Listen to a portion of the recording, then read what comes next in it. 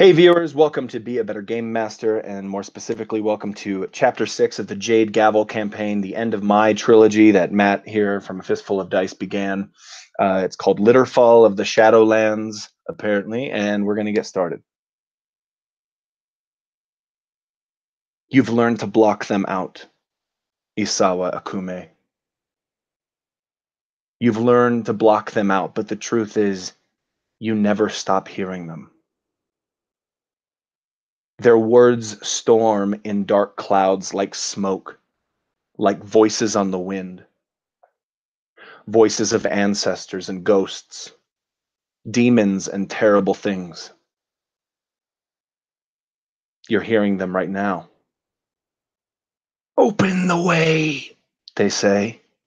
Open the way. But their voices are not alone.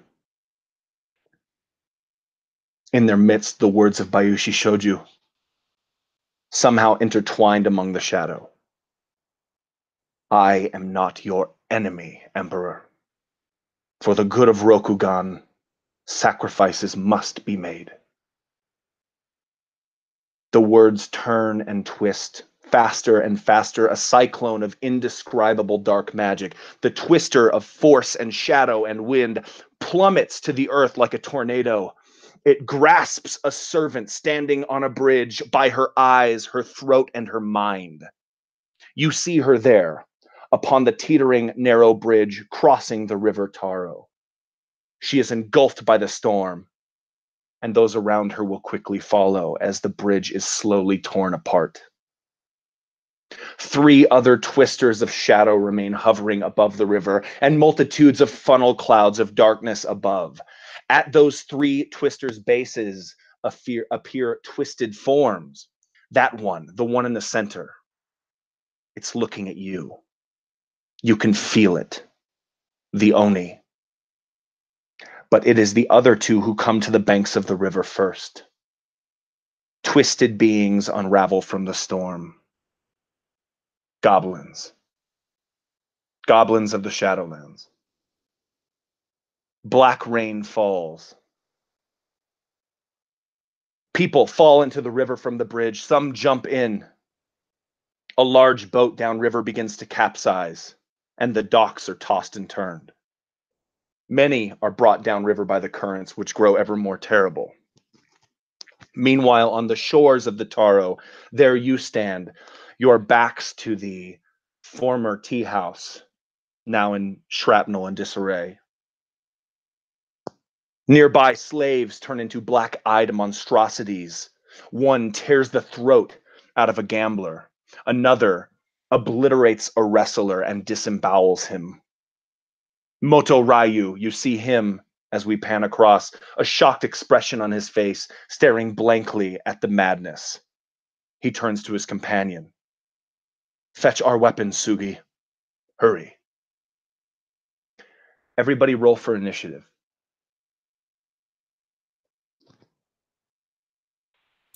Which is a fitness check, right? So initiative is It's a tactics check. It's a tactics check because this is technically a skirmish. Okay. So focus. So is this one focus or vigilance? Since I would say focus, since you've kind of you've witnessed this whole event beginning. Okay. So correct me if I'm wrong, but I think it's going to be focus. It's focus +1 if you succeed at your tactics roll, plus your number of bonus successes equals your total initiative. I think. Okay.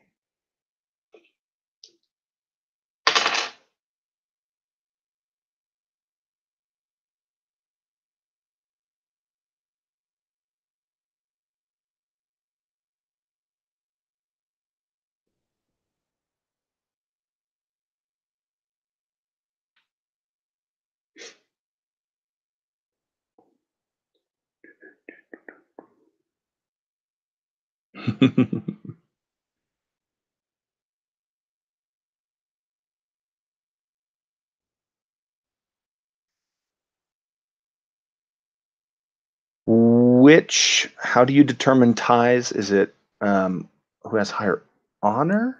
I think you just decide between the two. Okay, cool. Because ties go to players over NPCs, and then the players decide amongst themselves who goes first. Cool. Cool.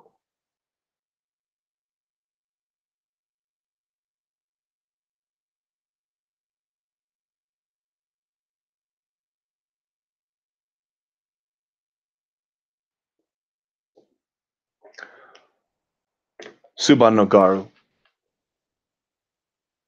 You witness the fray, the madness around you. Again, like I said, you see the people of Taro drowning in the rapids of the river. You see a ship that is overturned or beginning to overturn by the currents. You see populace under attack everywhere. You see a fight brewing on your side of the shore, and more specifically, on the other side of the river, the darkness has consumed everything. Any ground you can see is dead and tainted with the Shadowlands. It's where it's wet, it's muck, and where it's dry, it's singed into just gray nothingness, the dryness of a dead field. And on your side, you see madness ensue in the crowd upriver, a little ways from you, where the people seem to be fighting some sort of foe, fighting among themselves.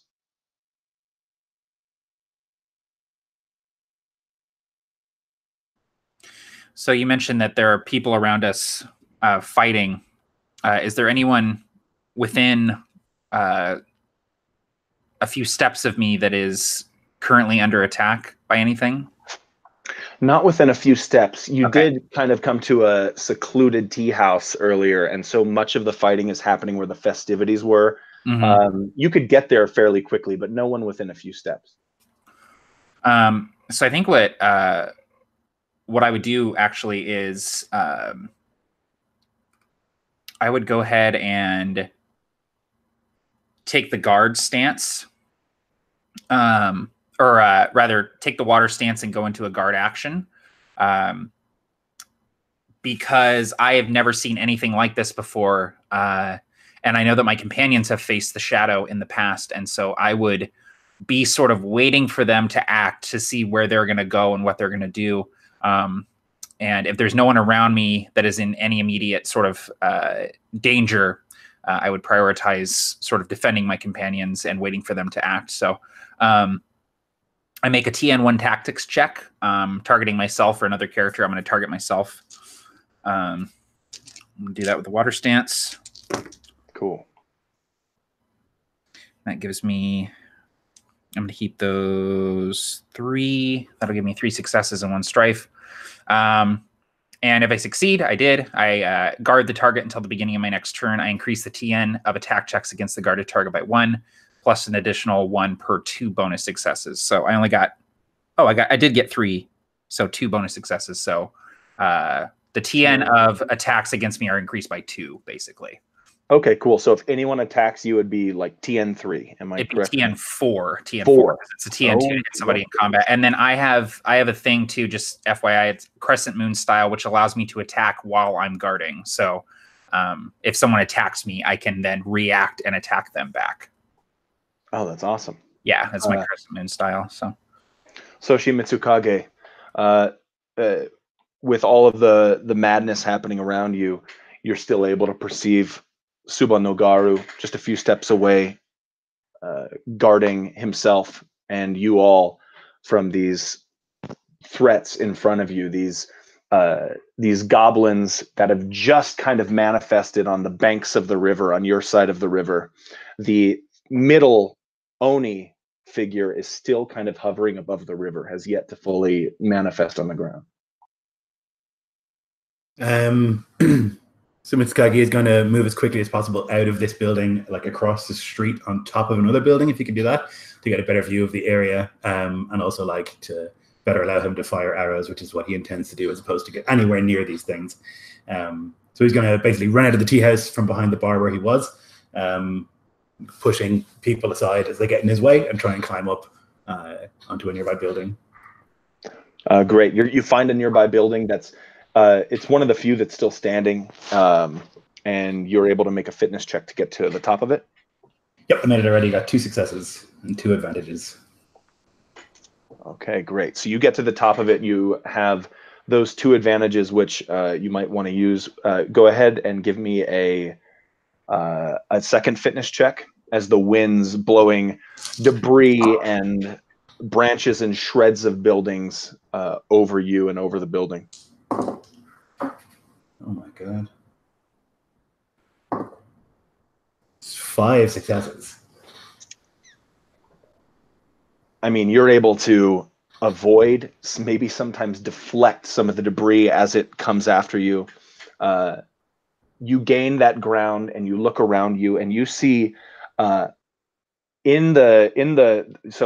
we'll say you're facing south is the river, and west to your right is the fray, the mass of people now fighting amongst themselves, or rather these people are fighting these zombies of the Shadowlands that are manifesting before them. You see Moto Ryu over there trying to break through a line to get, and you follow his direction, and he's trying to get to the stables, but he's having difficulty because there are multitudes of enemies that are manifesting themselves in front of him, and he's unarmed. Okay.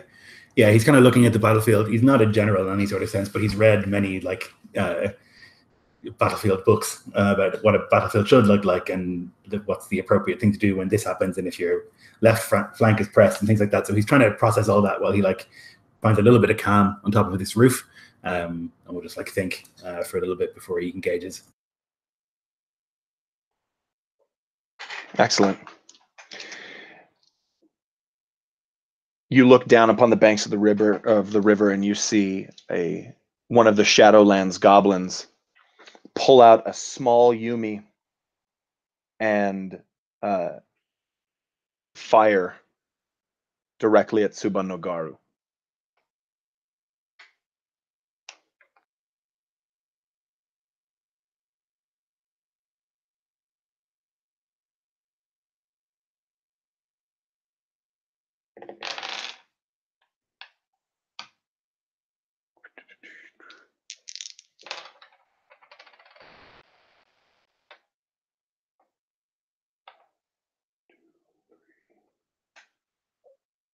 So that's 3 successes. So with a damage of 4, that would be a total of 5 damage, correct? That you can soak with your armor, Garu?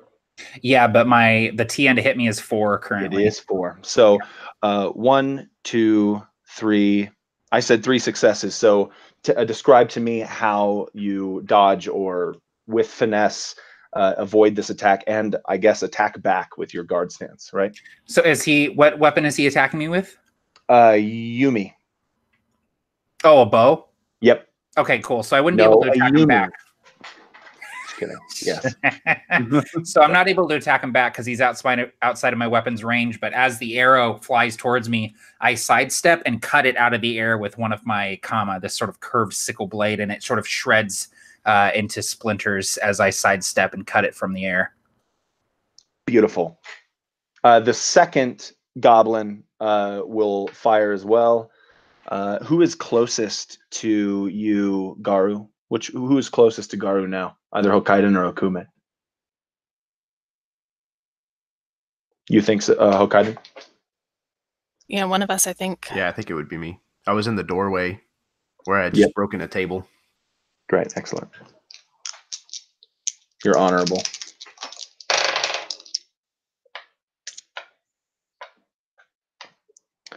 That's 2 successes and 2 advantages, so that would be a damage of 4 from the Yumi.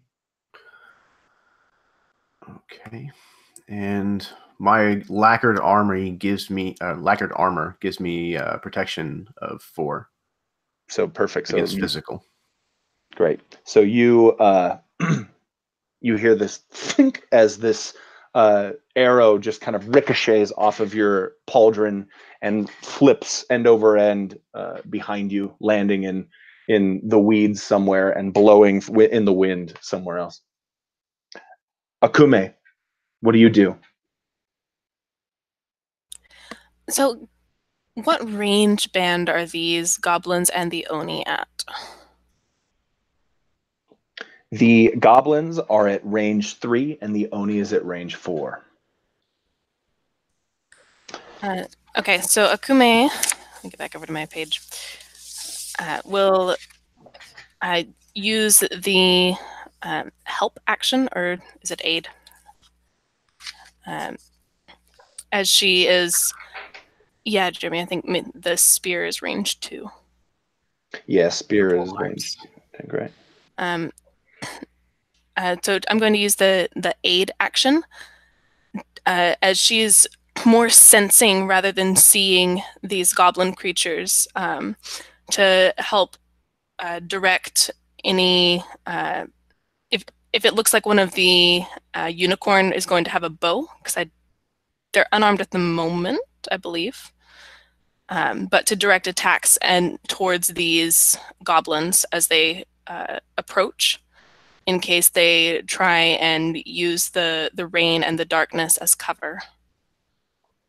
So because of my internet, for some reason, it cut out the whole first half of your, no, it's not your fault. So are you trying to get the attention of the unicorn in the distance to come help you? No, sorry, I'm that's the word, assisting. I'm offering a plan of attack to my allies, as I'm sensing these goblins and these Shadowland creatures more than I'm seeing them, so that if they use the darkness and the rain to try and for cover, I can direct any allies to them. Oh, perfect. Okay, cool. And is there a range that goes to, or should I just start telling you what it is one character within range 0 to 2, which I believe just covers Hokkaido and SUBBON no GARU. Yes. Unless MITSUKAGE is also nearby. Not anymore. Okay. And I will stay where I am. How does this look? How does the Shugenja look in the midst of this fight? So Akume closes her eyes against the black rain, and it would look almost like infrared vision, as her eyes closed gaze sweeps across the riverbank, and she sees, instead of red hot, she sees this pulsing blackness of the Shadowlands where these creatures are. That's amazing. And beyond the veil of shadow, you see them everywhere. It's almost like they're writhing and trying to get out, but not until the storm allows them to can they be released from this prison to destroy. And that storm is growing closer and closer, like a dark fog. Hokkaido, you hear the screaming of people before you in the river. You bear witness to everything around you. And what do you do?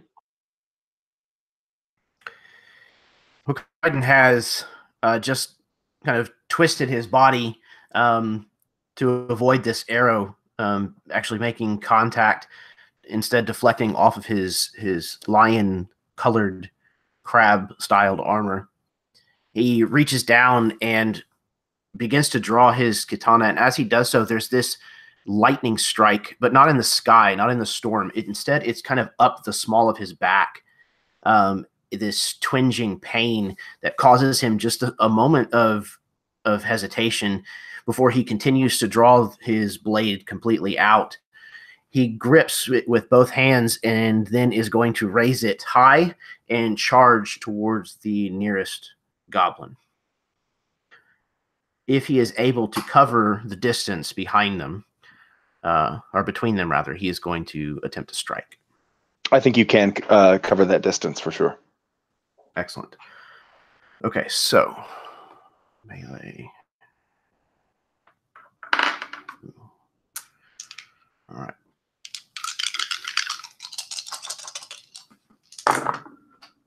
Ooh. All right. So that's 3 successes, one of which was exploding. So just 3 successes.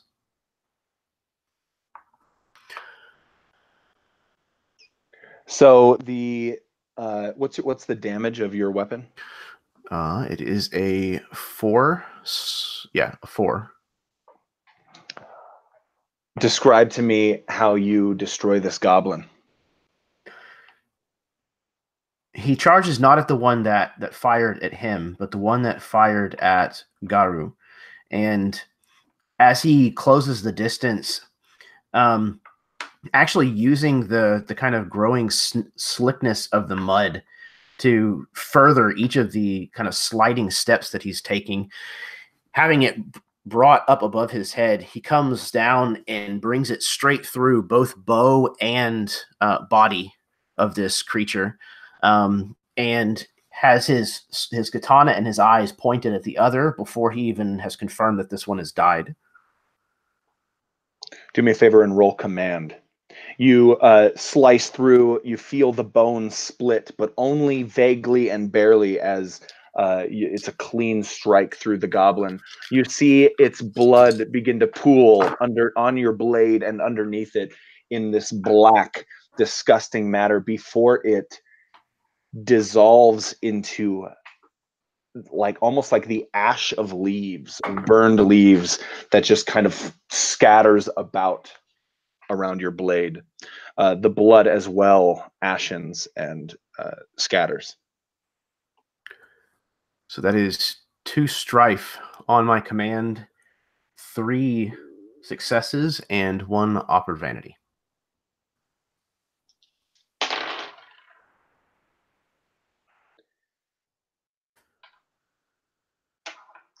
I'm going to spend that awkward vanity since I did water stance to reduce 2 of my strife. So Perfect. As I kind of cut through this thing, I kind of take like a calming breath for a second, kind of steal my nerves. You have, your gaze has turned away enemies for a long time. You are no stranger to your commanding presence on the battlefield. This goblin, you see, kind of its twisted face and fangs are shocked and terrified, but for some reason this ghastly wind keeps pushing it forward, and it seems to, you actually see it maybe inch towards you a little bit, and maybe you even see the goblin kind of like no, but it has no choice, or so it would seem. The third tornado of shadow moves closer to the bank of the river. SUBBON no GARU.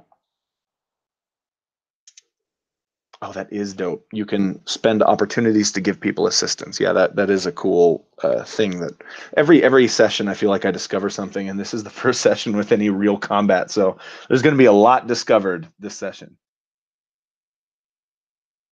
But SUBBON no GARU, you witness Hokkaiden destroy one goblin. You stand in your guardian stance and see maybe the other inching towards him. I will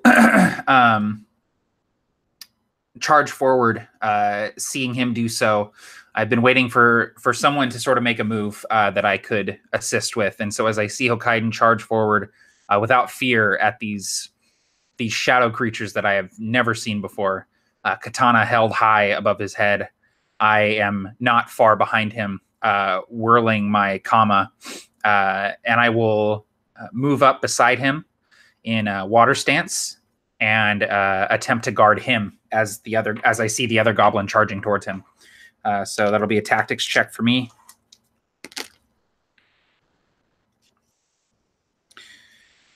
Let's do, so it's a TN1, so 2 successes, 1 strife, and 1 opportunity. So I successfully guard Hokkaiden, so I'm sort of standing just sort of off to his left, his sword wielded on his right side. I'm sort of standing off to his left, and as this goblin is coming to him, I'm sort of putting myself between Hokkaido and this goblin. So if the goblin decides to attack him, his TN is 1 higher, and I get to attack the goblin before he can. Perfect. Mitsukage. He's on top of this roof and he's like squatted down behind like some like flapping clothing that some woman has hung up there some time ago. And he's taken out this like vial from a secret pocket. He's like looking at it and he knows he has 3 doses and he was very specific about that. And now he's thinking about what he should do and what he has to do. So like against his better judgment, he's going to like open it and apply to an arrow some poison, and then he's going to draw that arrow and try and fire at whichever Oni creature is most materialized. So the Oni in the center, the single Oni, is beginning to materialize on the bank of the river. So you can absolutely do that. You begin to see its physical form. You begin to see a large frame. All 4 of its appendages have their clawed hands on the ground in some bestial way. You see horns, the silhouettes of horns emerging from its head, flanking a long, disgusting black mane. And out of its mouth are like twisting, writhing serpents that seem to be just manifesting now out of the storm. It seems to be that the storm is creating these creatures. Okay.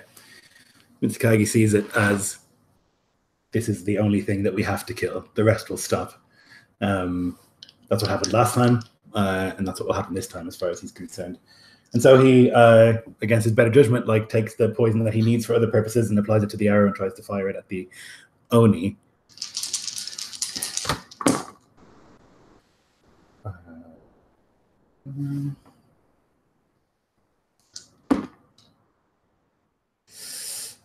Okay. Is it aware of me? Probably not. Maybe it Nope. is. I would say no. Okay. So that would mean that it's 6 successes. I took 4 strife. I have 2 upper advantages. And I get to do +1 damage from my school because I'm hidden. Okay, that's excellent. So that would be 6 successes. So that would be 4 bonus successes, correct? So what total damage are you dealing to the Oni? Lots. I think so it would be damage plus bonuses, I think. Yeah, so it would be, the damage for Yumi is 5. So it would be 9. And then it will resist a bunch of it, I'm sure, because it's like a god creature. But I also applied some poison. This is tricky because I'm sure it's immune to this, but God, I had this like a second ago. I applied night milk, which is what I bought from that creepy man in the house, in the shop that no one knew where it was. Okay. So when night milk is applied, introduced to a character's bloodstream, it suffers 5 fatigue and the disoriented and prone conditions. So I don't know if it's entered the bloodstream or not. It might be immune to that, but that's what would happen.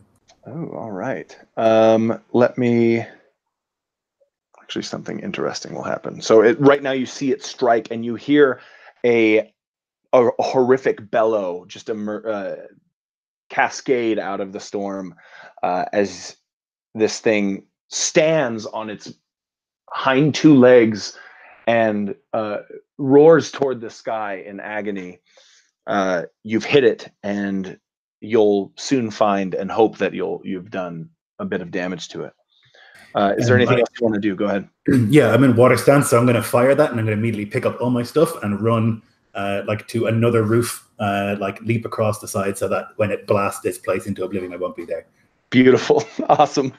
You hop from building to building to building, actually kind of out of the sight of the Oni, and you hear a thump, thump, thump, thump, thump, thump, thump, and you look around you and you see that it is now raining frogs that are falling, splattering on the ground, obliterated by the impact of this black rain, opening themselves. Many are broken on the ground.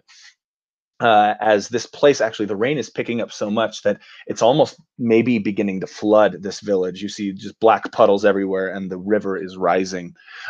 In front of you, breaking through the line, is Moto Ryu, who recognizes you and says, help us find the stables. We must get our horses. And the goblin, the remaining goblin, steps toward Hokkaidan to strike. But I believe before he can strike, you strike first, Garu. Yeah. So I can.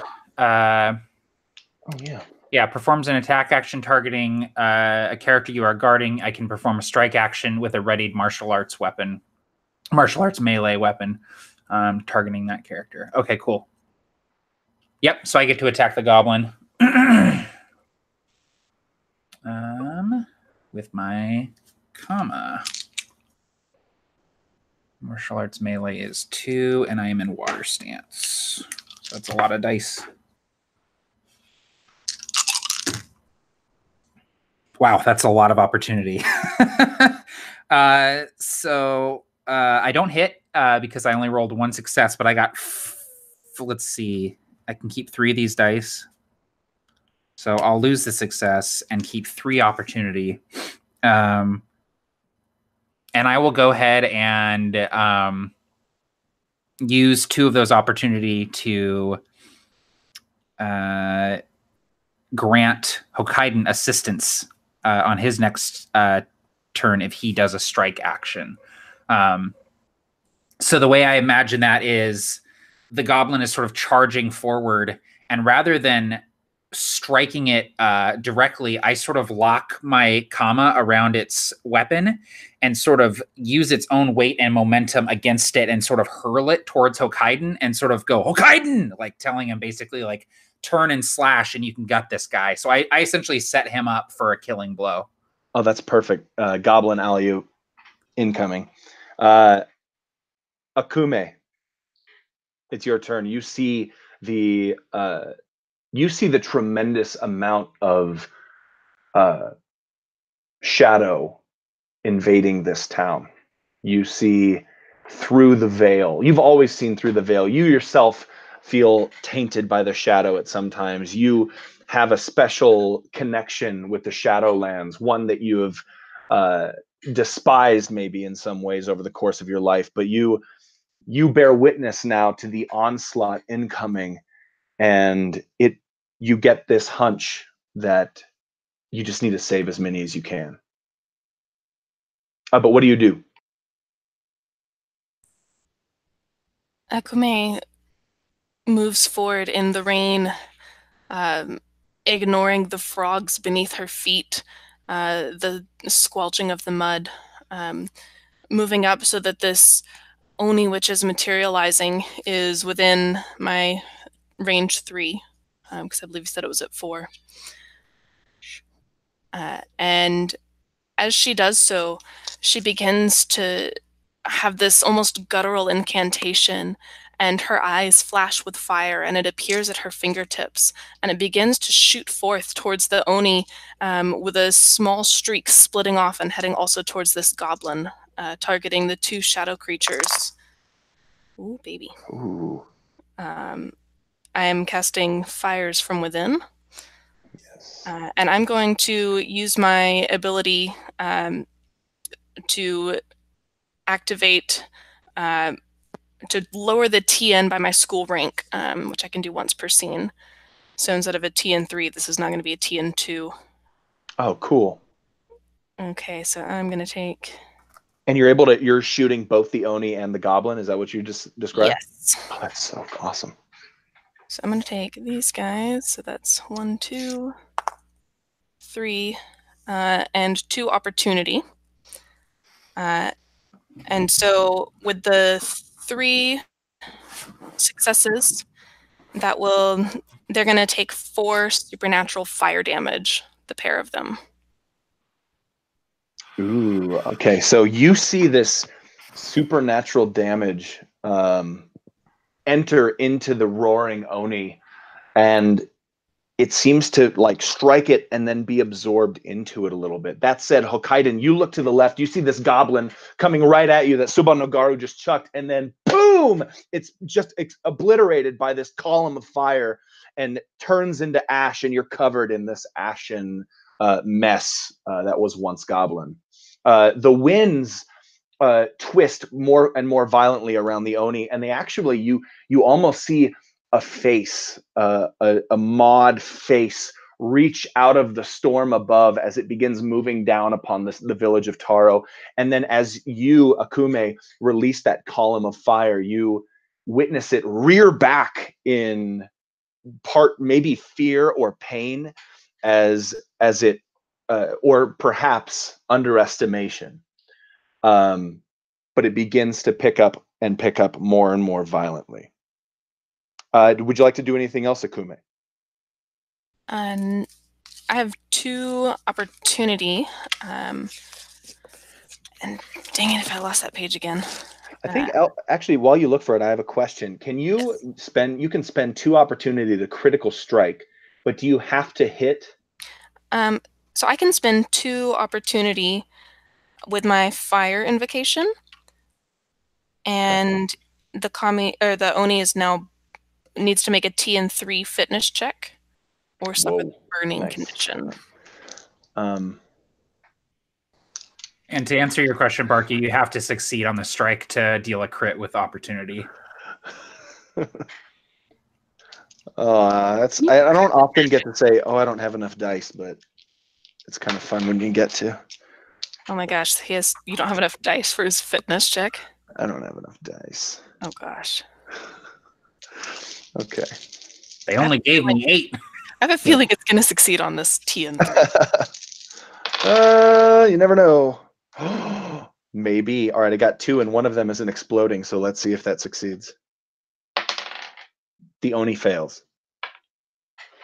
I've never rolled that as a player, so I'm really happy about that. But as a GM, yeah, nope. Okay, it's burning, and I will look up what that does and put it in the chat for you. Perfect, thank you. And narratively, I like to believe that the entire twister becomes engulfed in flame. And as it reaches toward the skies, some of the flames burn black and blue and purple as it climbs yet higher and higher. That's freaking awesome.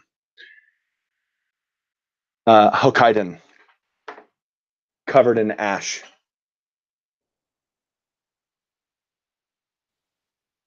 Realizing that the impending threat has been dealt with, he kind of looks to the Sugenja to give her a nod of thanks, as well as to GARU, before he turns towards this Oni, and calling over his shoulder to GARU, he says, "Stay with me. We must act together. Come!" And he runs towards the Oni, his sword at the ready. And if he's able to make it, he's once again going to raise it and strike. You are able to make it. You're right on the banks of the river. You feel the sloshing of the rising river underneath your feet. He moves to a place that has a little bit of a rise to it, taking a firm stance before he swings. Let's see.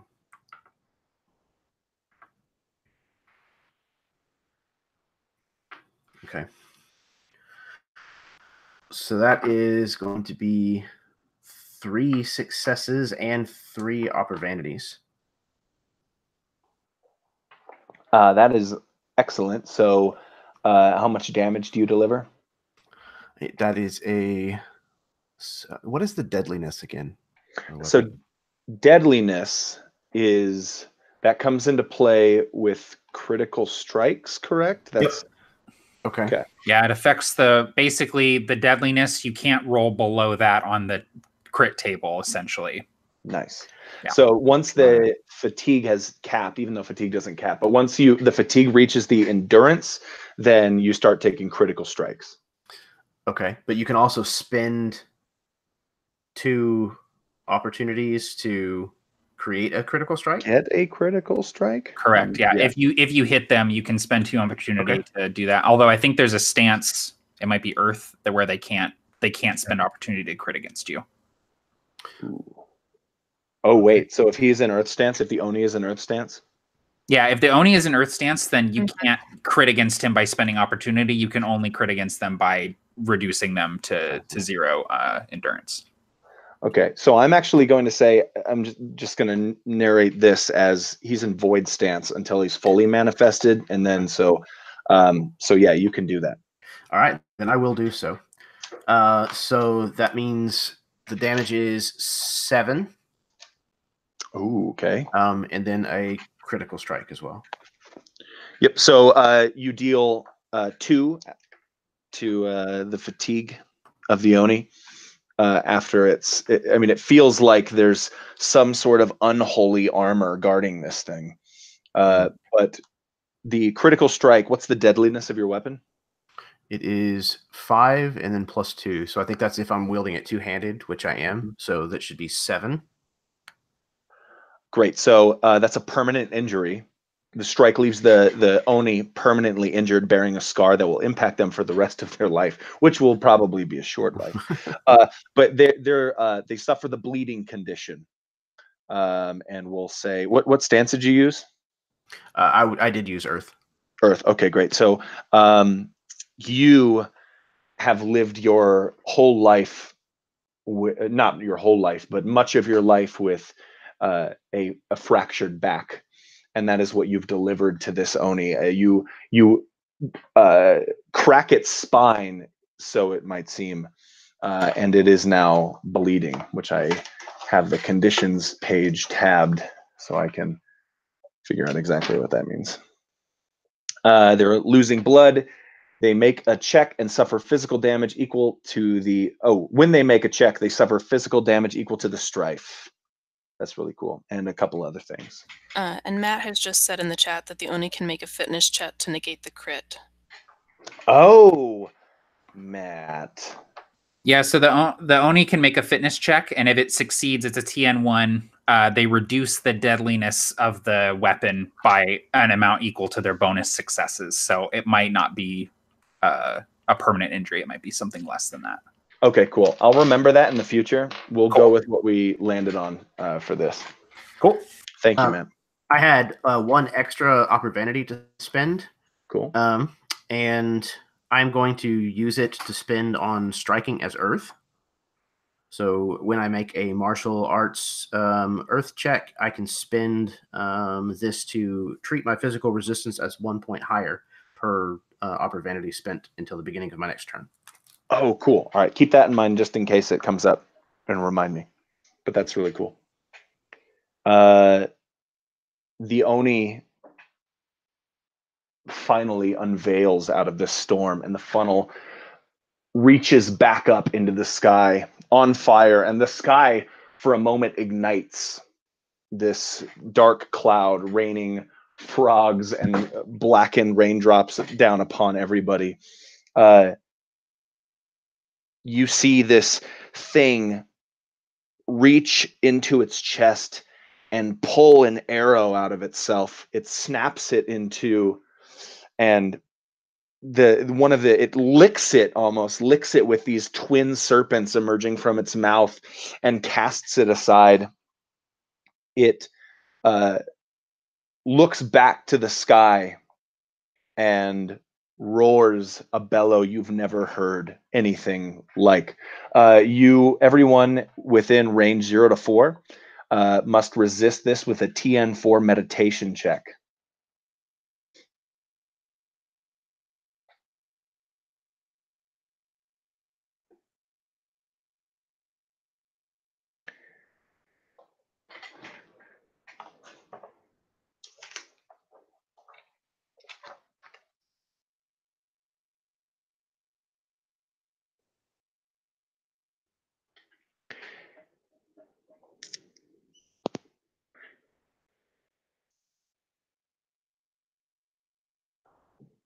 I would actually assume, Mitsukage, that you are too far away to be affected by this.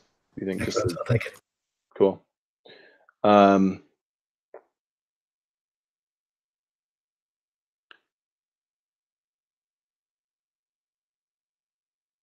Akume, you feel the insurgency of the Shadowlands try to break through, but you maintain your focus. Hokkaidan, SUBBON no GARU, you see a vision of a man in crab armor being torn apart, their insides being feasted upon. It looks upon you, GARU, and Hokkaidan, you bear the same vision. It looks at you, you're standing on the wall in the Southlands, and it strikes. The terror instilled in you is unmatched by anything you've ever felt.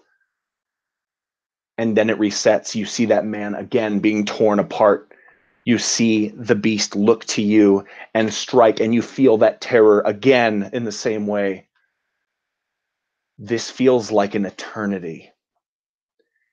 Over and over and over and over again, until you are able to pull yourself somewhat out of it seconds later, but you still feel possessed or tormented by this vengeful spirit entity. You are afflicted. You gain the afflicted condition, and your vigilance counts as 1. When you make a check after you keep dice, I can alter one of your ring dice to an Oper Vanity or Strife result. So you'll let me know, and I'll remind you, let me know what the ring dice say. You never lose this vision. Even if you, until you stop being afflicted, it's almost like you're perpetually there, always there. And it's worse when you gaze upon the dark storm approaching. Speaking of that dark storm,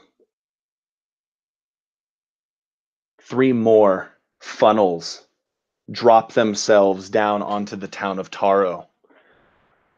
You see 2 land in the distance amidst a crowd of people, and people are sucked up into the vortex, torn apart by the winds. You see the one closest to you, you actually can see they're infecting people. They reach out and they touch people by the head, and they turn them into zombies, basically, into these horrid creatures, and then those begin to spread their kind by feasting upon those around them. So you see the storm begin to grow.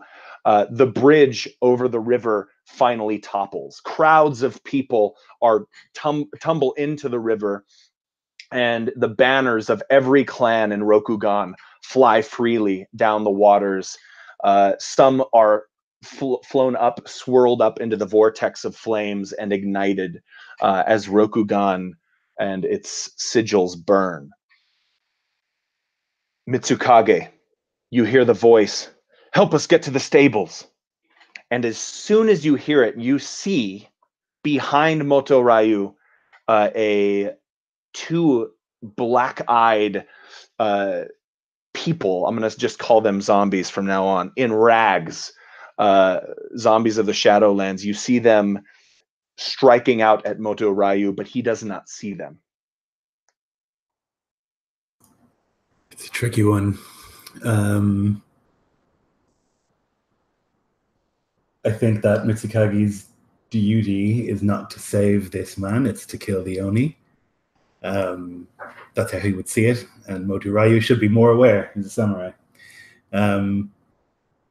And so he's going to fire again at the Oni. What he's going to try and do this time is, I don't know if this makes any sense, but I'm going to take the finger of Jade that we've had for a while.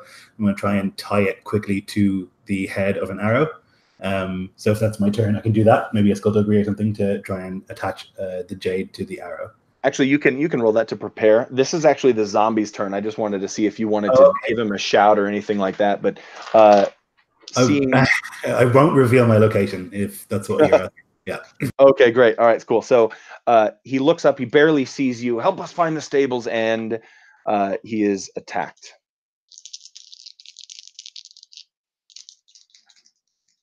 Oh, it's just these. Got it.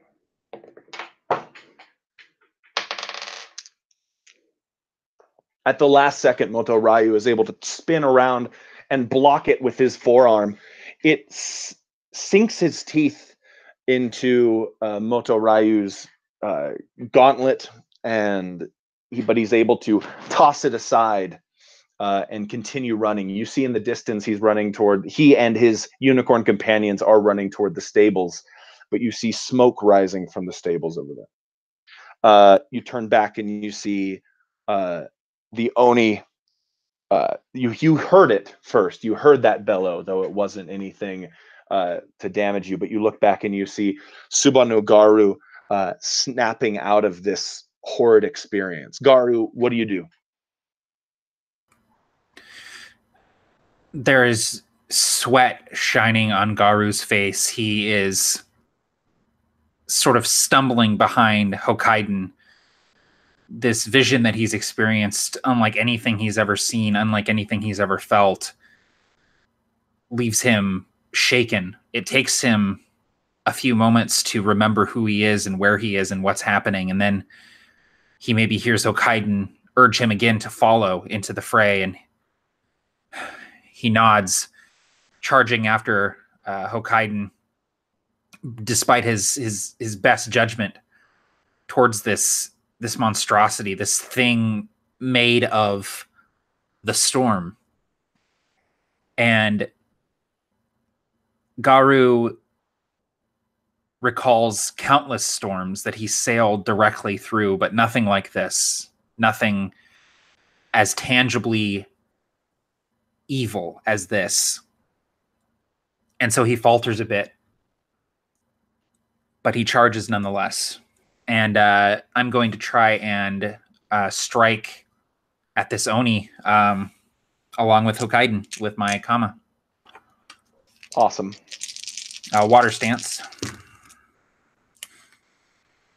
Okay, so Barker, for my afflicted, for my ring dice, I have an opportunity on one. I've got a success and a strife on another, and I have a strife and a exploding success on the third. Ooh, okay. All right. So, and those are on the ring dice? Yes. Change the strife and the exploding success. Wait, actually, no, this is after you choose to keep dice. So I think you need to re-roll that exploding success before I choose, right? Well, I would have to keep it before I re-roll it. Oh, okay. All right, then never mind. Change that to an opportunity/strife. Okay. Roger. All right. So I've got those. And I have an exploding success on one of my skill dice. That's 1, 2, 3 successes, 2 opportunity, and 1 strife. So those 3 successes do hit. How much damage is that? That's your what does a Kame do again? So the Kama does 3 damage. So with the 3 successes, I guess that will be 4 damage total. And I would like to spend the 2 opportunity to do a critical strike if I can. Now that it is in Earth Stance. Oh, is it in Earth Stance? Okay, cool. So that means I can roll for it, right? Or does that mean you can't do it? No, it means I can't do it. Okay, all right. So instead, I will use those opportunity to assist Hokaiden. And so I see the warrior that Hokaiden is and the skill with which he wields this katana. And so my intention here in attacking the Oni is more to distract it, to get its attention on me and allowing Hokaiden to deal the bulk of the damage. And so I come up and I'm whirling my Kama more as a show of distraction than anything else. And I sort of get cuts in where I can, but mostly I'm just sort of ducking and diving the blows of this Oni and trying to keep its attention on me. Excellent. And you do so. You're unable to strike it and do any real damage to this thing. It's got this this horrible demonic hide that seems to block everything. But it gazes at you for a moment, and you witness that horror again. Take 3 strife. Suffer 3 strife as you gaze into its visage. This is the horror of Jigoku ability that this Oni bears, where anytime someone attacks it, succeeds as a hit, but deals 0 damage after resistance is applied, they suffer 3 strife. That is gnarly, man. It's pretty gnarly. These things are beastly. They're amazing.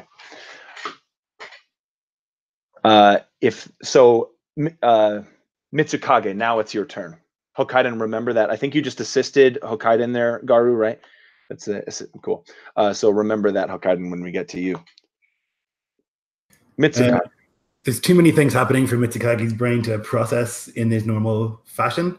It's like raining frogs, and like that has meaning for him. The stables are on fire. That has meaning for him. There's an Oni across the river. That has meaning. His allies, companions, acquaintances are in danger. Oh, he's gone. All right, so GARU does a backflip and kills the Oni with a cool kicky flip. Oh, Yep, yeah, I'll make sure it's dead with some magic spell. Perfect. I'm going to flick up an arrow and then do like a spinning kick on top of the roof and kick it into its mouth. Dude, yeah, perfect. Man, we just owned it. Am I? Hold on. Oh my god. It's am I back? Can you guys hear me? Are we still Yeah, live? we did a Chrono Trigger quad tech to kill the Oni. Lloyd kicked an arrow into its mouth, so it's dead now. It said it said session ended due to browser shutdown, and the browser closed. And all I thought was like, well, yeah, that was obvious. Yeah, no shit. The browser shut down. But so of what I heard, I'm so happy that the game is still going. What I heard, the last thing I heard was all of these things mean something to you. What did you do? What did you end up making as your action, Mitsukage? I stopped talking when you left, so he's just gonna he's deciding what to do, and he's more worried about getting out of here alive than the rest. And so he realizes the stables are on fire, and that might mean there's not enough horses for everyone, and that means he wants to get a horse before everybody else does. And so he's going to move as quickly as he can across the rooftops towards the stables to try and get a horse. Excellent. Okay, so give me a fitness check. As you're running along rooftops, and one of the buildings that you step on, this pitched, thatched rooftop, is swept aside by a massive gust of dark wind. This hurricane level winds begin shredding this building from underneath your feet. So I got 4 successes. I also got another 3 strife, which puts me over my strife limit. So I'm at what is that? Exposed? Is that what it's called? Yeah, it means you cannot compromised. Compromised. You can't use any. You can't pick or keep any dice with strife on them. Yes. Until you unmask and go back to 0. Yep. So he's like running as fast as he can, leaping across buildings and like ziplining across like washing lines and stuff like that until he gets as close as he can to the stables. Great. You are able to reach the stables, and you see what the smoke was, where the smoke was rising. You see that it's on fire. You see that some sort of campfire or some sort of hearth was kicked over, and despite the harsh rains, it's not putting out these flames. It's almost like the rain itself is making it worse, and bringing out more flame and fire. You see in the not in the distance, but on the other side of the stable, about to enter the stables, are Moto Ryu and 2 of his companions, actually one of his companions, Suri. You are able to get in there first, or maybe about the same time, but you're able to see inside of the stable, the burning stable, and you hear horses screaming at the fire that's approaching. There are 2 horses there. So here would be my unmasking, certainly, is that like I see the situation and I know that these are not my horses, and I know that these are unicorn samurai, and that's a huge deal. And instead of like realizing that and doing something about it, he's going to say and like point behind them and throw a shuriken like behind Moto so that they think there's something there, and then try and steal a horse as quickly as possible. Nice. Did you say you were going to unmask, or you weren't? That's it. It's like total cowardice, total selfishness, a total lack of honor. Yeah. Awesome. Great. All right. So you throw the shuriken. Actually, can I turn that into like a performance roll? Sure. Yeah. Whatever you like. Yeah, I know that you already made a check, but go ahead and make that performance roll really quick so we can see what happens. Okay.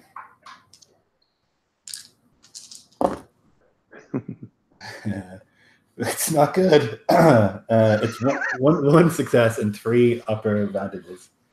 Okay, so you see Suri turn around to look, and then look back confused, and you're already gone. You're already inside the stables.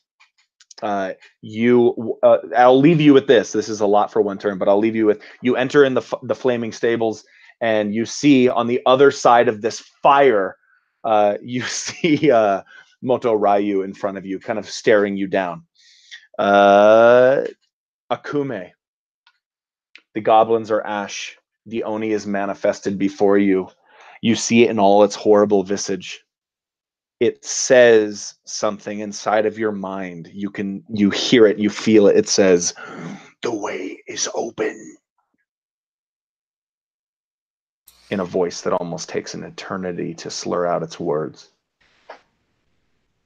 Akume shifts from her aggressive fire stance, and she looks down at the mud that is caked over her feet and ankles, and she steps into Earth stance, and she entreats the Earth Kami to help her close the way. And I'm going to that one jade finger that we'd gotten so long ago, take it and hold it in my hand as an offering to the Earth Kami, and I will attempt to cast Jade Strike, which is not an invocation I know, but once a scene I can do an invocation I don't know. It raises the TN from 2 to 3 because it's one. It's my same rank, and I will target the Oni. Ooh. That's so awesome. Oh, those are exploding. I'm going to need you to describe so much how these mechanics are working after you hit this thing, so I'm sorry ahead of time. But all right, okay. Whew. Okay, and that just topped out my strife. There we go. So that is 4 successes with 2 opportunity. okay. And so the jade in her hand begins to glow with this sacred, calming green, and it cuts through the darkness. And as she, in this powerful earth stance, takes one step towards the Oni, it's like the mud splits and this streak of green light arcs towards the Oni. I will smite and purify it with searing jade energy. It will suffer a critical strike with severity equal to my earth ring, plus my bonus successes. Okay, what is that? So my earth ring is 2, and did I say I had 4 success? But yeah, and I had 1 bonus success. So 3 is the damage. It is critical, and then this is where I got the jade thing.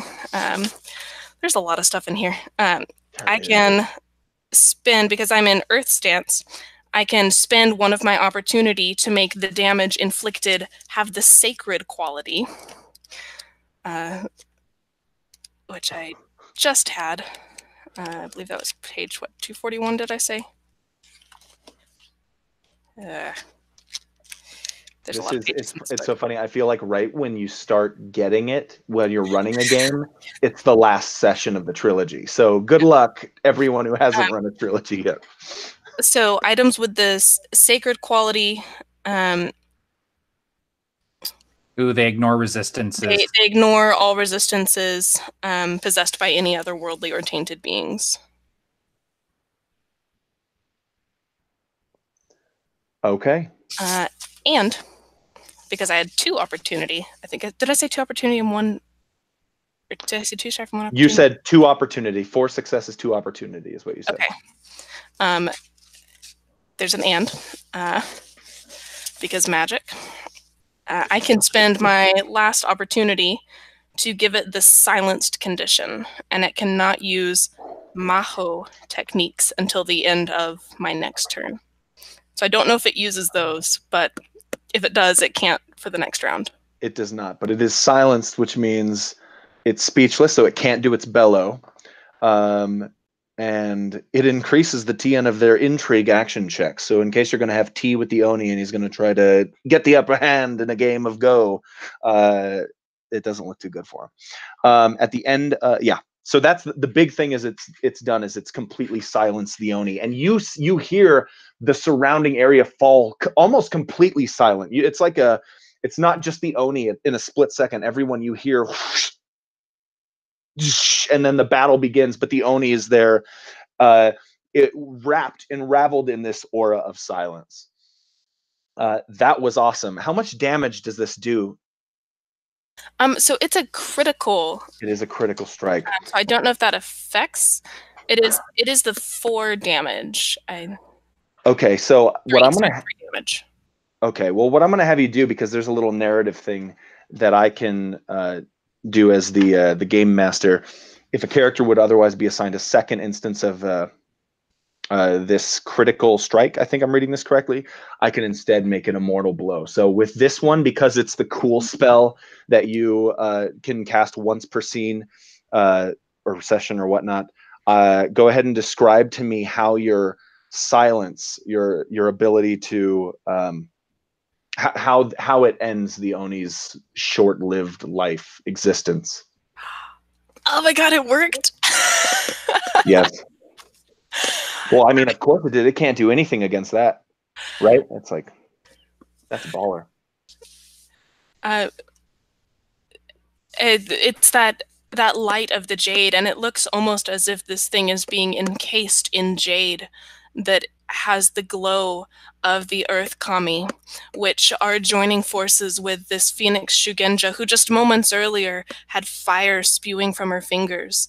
But now she's connected to the earth, and with this stance, the Oni is wrapped in mud and in jade, and is encased in it, glowing green, and smothering it. As it suffocates in this spell, it actually shrinks in size. As its life force is diminished, so is it itself. And once it achieves a minuscule just speck, it explodes in a blast. Everyone, give me a fitness check if you're within, we'll say, 4 range of this thing. That should be everyone, but MITSUKAGE, but the horse thief.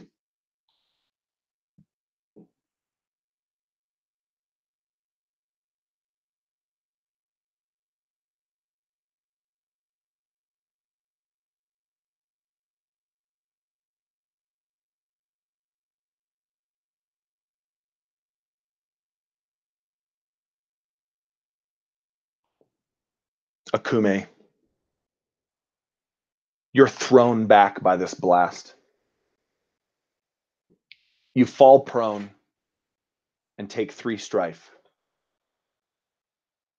1 fatigue, just something that threw you back. You're thankful for a moment that there is no building behind you anymore.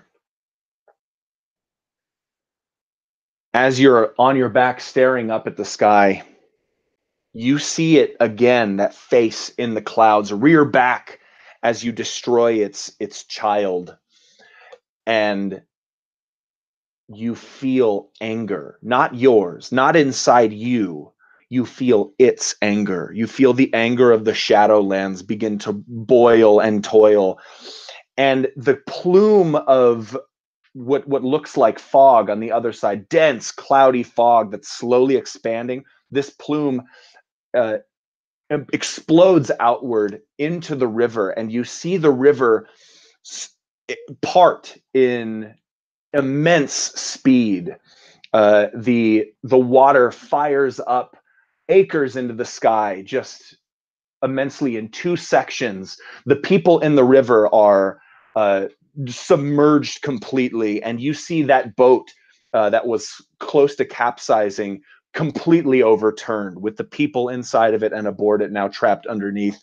And that dark energy is beginning to come straight toward you, Akume. You know that there are 2 companions near you, but you feel it. It's coming towards you. Hokkaidan, what do you do as you see this? You and your leading SUBBON no GARU. What do you do here?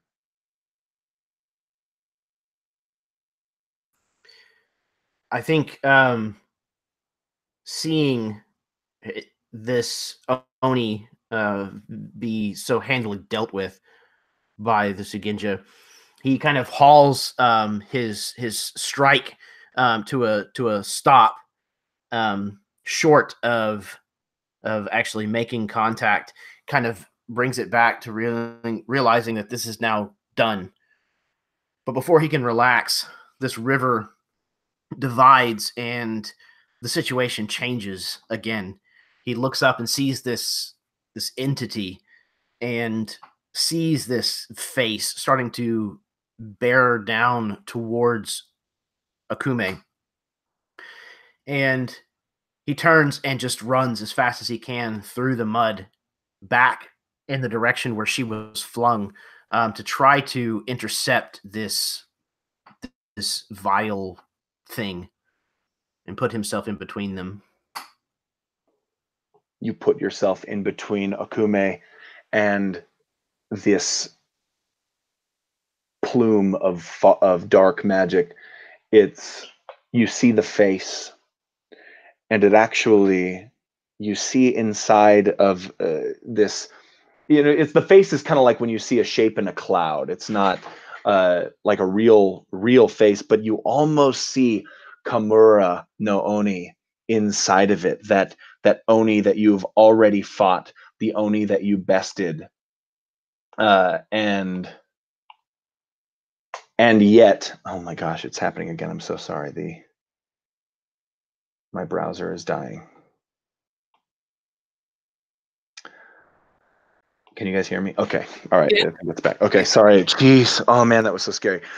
You see this, the face that you recognize from your previous fight almost long ago. Not really. Maybe some weeks, some months.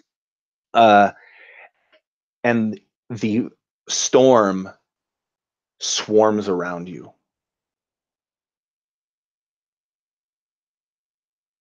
You see him. Your brother. Broken. Bloodied.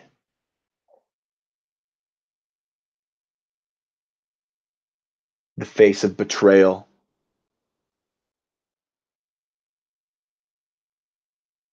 What's the last thing you say to him before his life vanishes from his eyes?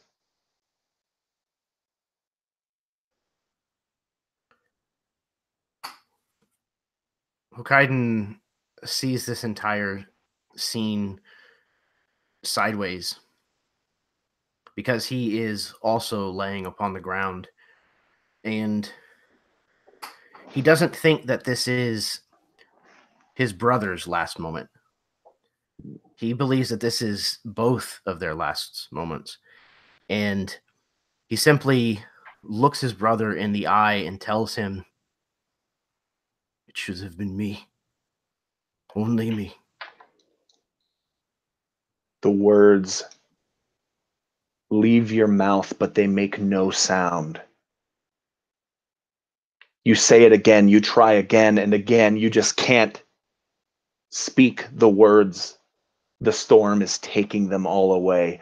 And your brother, before you and yourself, you see yourself, both of you turn to ash, turn to cinders, and then you snap out of it and you see what the fog has in store for you, what it has unleashed. You see countless zombies running towards you through the parted river, up the mud and the muck. And the first one gets to you.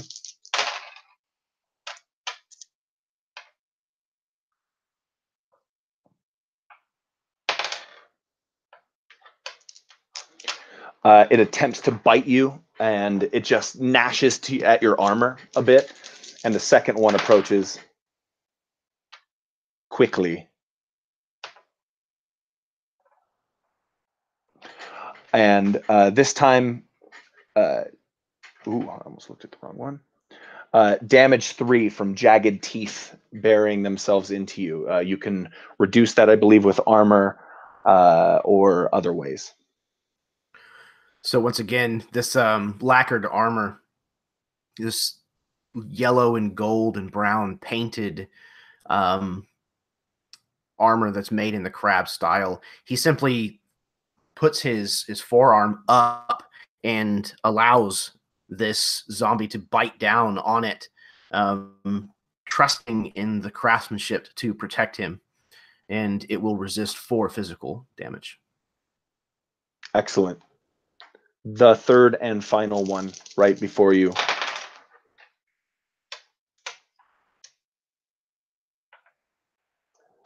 Again with this time 3, so 4 total damage this time with its jagged teeth. Now, when you reduce damage with armor, you can do it multiple times every round, right? It's not just once. I believe it's against every hit. Yeah, I think so, for sure. So anyone around Hokkaido, what you see this plume of fog cross the river, part the river, and surround him in this twister. But then it almost instantly disperses and retreats back. And as it pulls back along the river, you see zombies, maybe hundreds of zombies running across the river, attempting to get to Akume, that thing that destroyed the Oni. And Hokkaido has got 3 of them on him, but biting at his armor uselessly. Hokkaido, is there anything else you want to do on your turn? You stepped in their way. Yeah, I think that was it. That and that vision. You can actually attack one of them if you'd like, or because you did. I would count that as like a move. You can take your action now.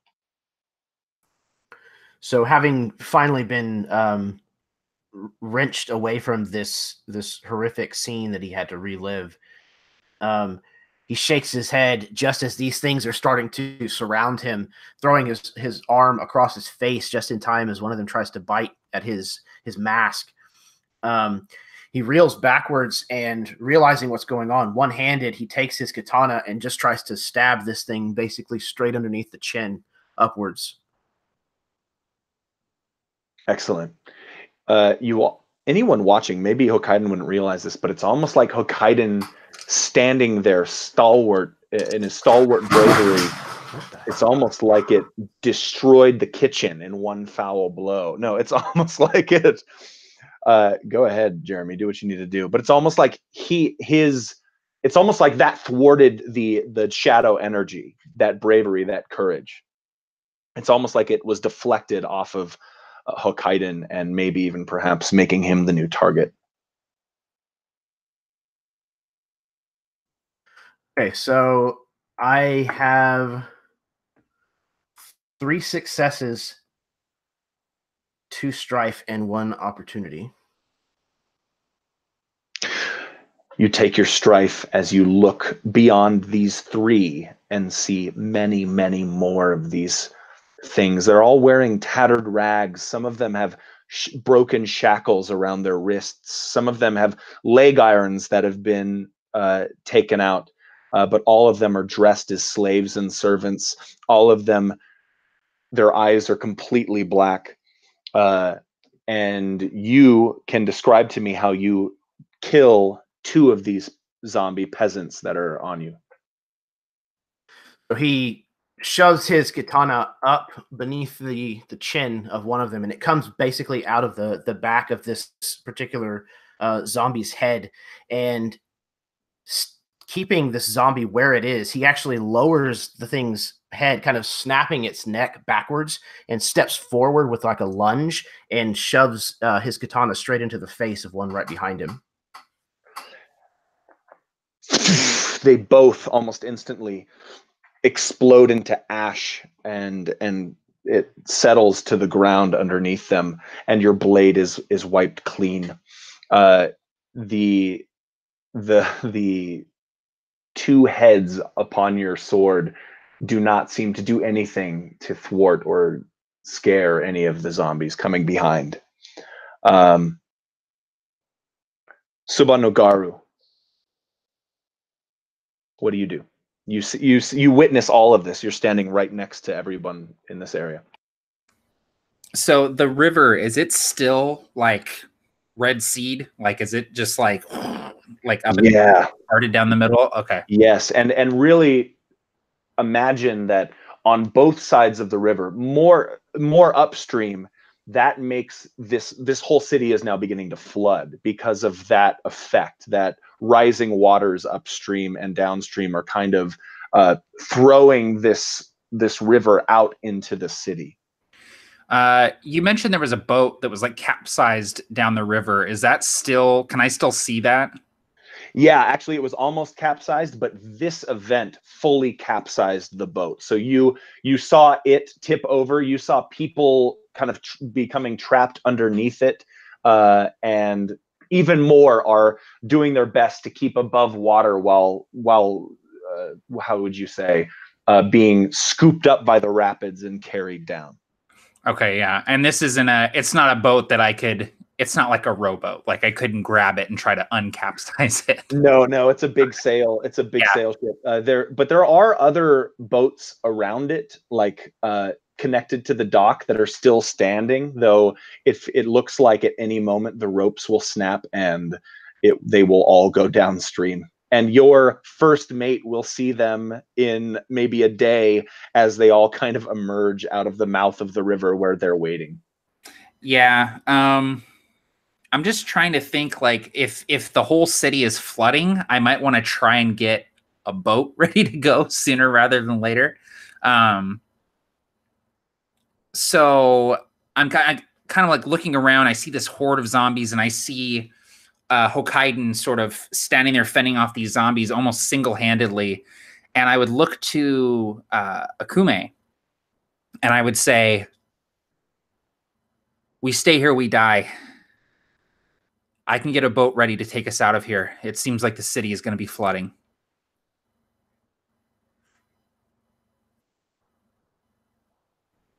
Akume, lying in the mud, the air knocked from her lungs, shakes her head. I will not leave this place to the shadow. Flee if you wish.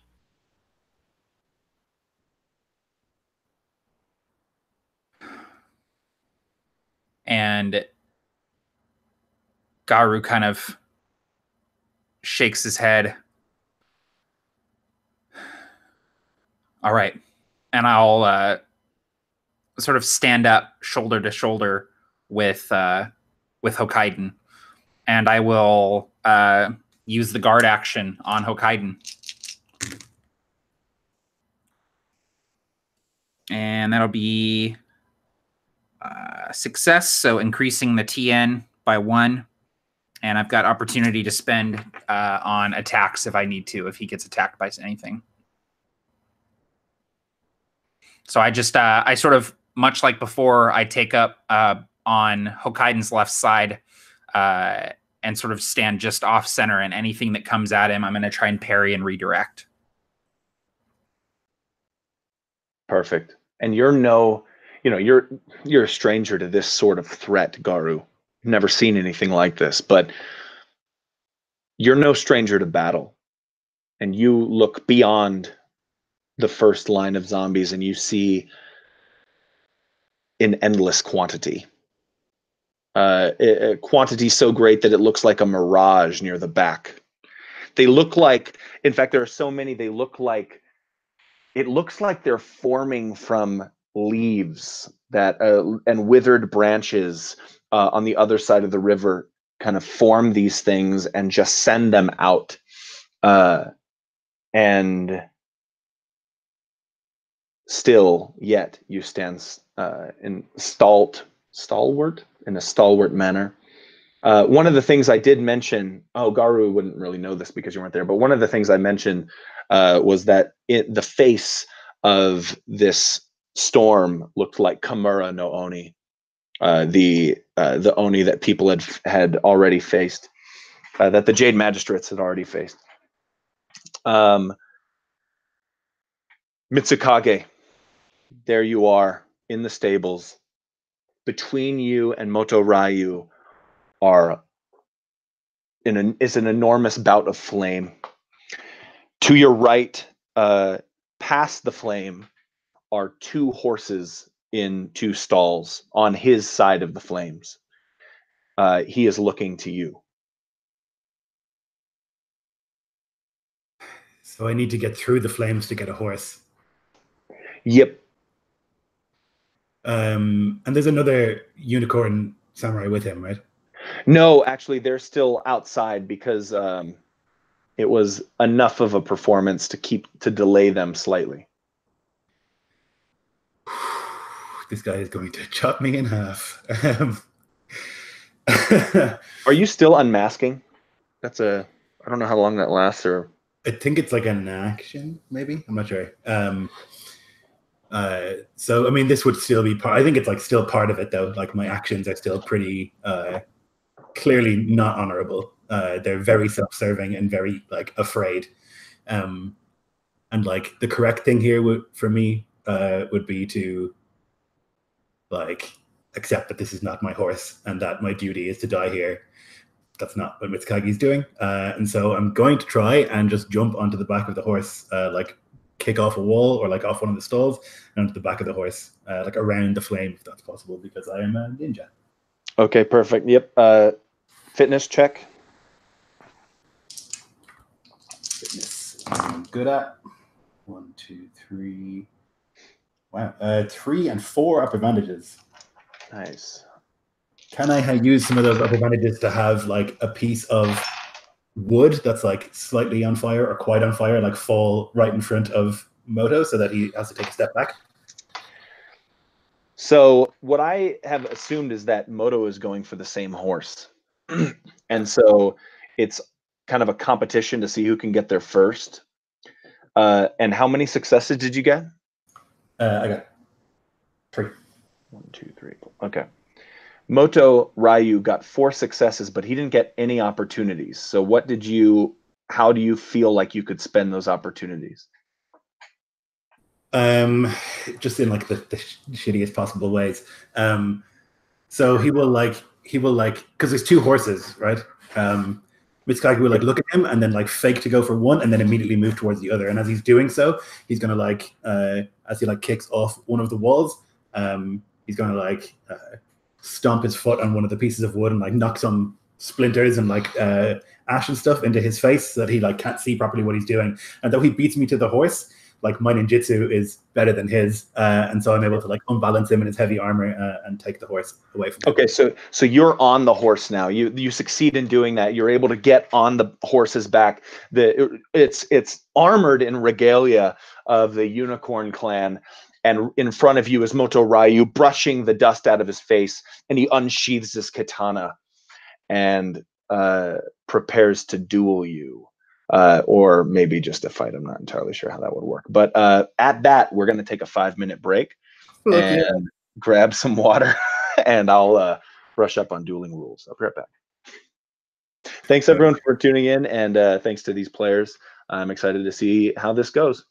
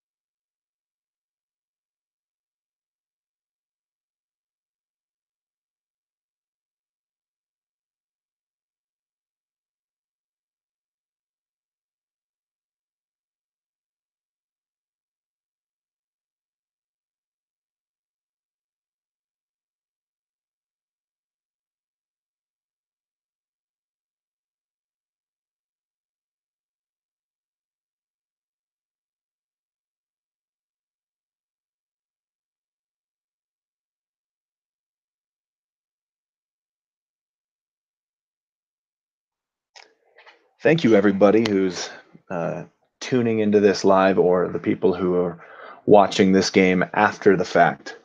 This has been a ton of fun running these 3 games in the Jade Gavel campaign that Matt set up initially, and honestly, some of the most fun has been in learning the rules.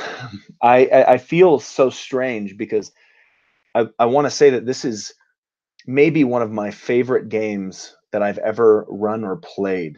But the learning curve is such where you really got to give it some time. You got to give it some games. You got to play it a few times. There are a lot of different types of scenarios. There are intrigue-based scenarios. There are duels, which I mentioned before that we're about to get into right now. There are skirmishes. There are mass battle rules in the book. So there's just a lot of it's almost like a game within a game. It's almost like, okay, all right, the intrigue is happening, so let's play with the intrigue mechanics. Okay, the duel is happening, let's play with the duel mechanics.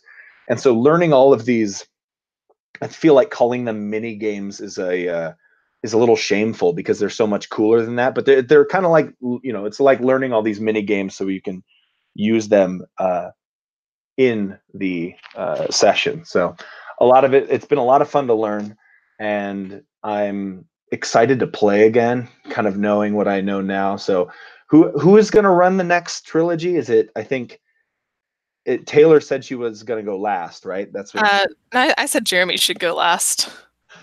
He can be the final bookend. I think Lloyd said something about running the next one. He did. Yeah, the middle is always the darkest, right? I'll do the Empire of the series. The beginning of Battle of Helm's Deep sort of entry into the Jade Gavel, for sure. And doesn't Matt kick off a mecha hack game on the nights that we have been playing? Oh, yes, he does. He's totally in that too. Yeah, baby. Yeah, we might have to wait. Yep. Yeah, that's true. Or reschedule, or figure out a new day. Whatever works for people. Yeah. Lloyd will have to figure out what happened to Moto Chen. Maybe he'll allow me to come back at some point. That'll be fun. MITSUKAGE, you're on the horse, and behind you is a wall of flame. To your right, a wall of flame. To your left, a wall of flame. Before you, the only real exit to the stables now at this point that are now burning on fire, you see standing there in unicorn armor, Moto Ryu, wielding his katana. This duel is simple. We're going to be using the one roll rules for duels here. And your goal, I imagine, is to probably get past him, destroy him if you can, but you've been fleeing this whole time. I imagine you're not going to change that. Go ahead and describe to me what your plan is, what you imagine yourself doing to win this duel, destroy Moto Ryu, and get out. Is the horse I'm on his horse? You tell me. Yes. There's 2, right? Yep, there are 2 horses. Okay, then my plan would be, because I understand how important a horse is to a unicorn samurai, that I'm going to, instead of attacking him, plunge my sword into the horse's neck, and then as he falls into grief, jump on the other horse. Interesting. Okay, so I want to avoid fighting him at all costs because he will definitely kill me. He's like an actual samurai. Well, okay. So I mean, mechanically, I probably can, it's about equal. But MITSUKAGE's thinking, this man is a actual samurai. I'm not going to be able to do it, so he's going to do it with his usual manipulation and skullduggery. Yep, that makes a ton of sense. And I think that would you, if I wanted to give Ryu a role here, would maybe like to try to stay composition. No, that's composing literature. That's not composing oneself. God, man, I feel like that would really mess him up. Meditation, maybe? You know what? I'm gonna give as you put the blade to the throat of this horse, you see noticeable shock on Ryu's face. He even lowers his blade a moment. Almost, it occurs to you that you might be able to make him surrender. Maybe not. And if you choose to try that route, it will probably take you longer. Or if you fail at it, it will probably dampen your ability to succeed and get out of here without fighting him. But it will save you from killing this horse and maybe actually angering him. But it's actually, I don't know, what would Mitsukage do? Would he kill the horse? I think if he sees him lowering the sword, he would negotiate. Like that would be a much safer option, and doesn't like to take undue risks. So if he sees him lowering the sword and the sword is at the horse's throat, then he would kind of lock eyes and incline his head, as in, "Can we talk?" Ryu says, "You are a menace to the Jade Magistracy." He ponders on the conversation in the tea room. He says, "You don't deserve the gavel, and you know it." Men like you are unable to do the things that are necessary. Men like you always seem to know what is necessary. And he steps aside with his blade and says, "Take care of her." He'll nod.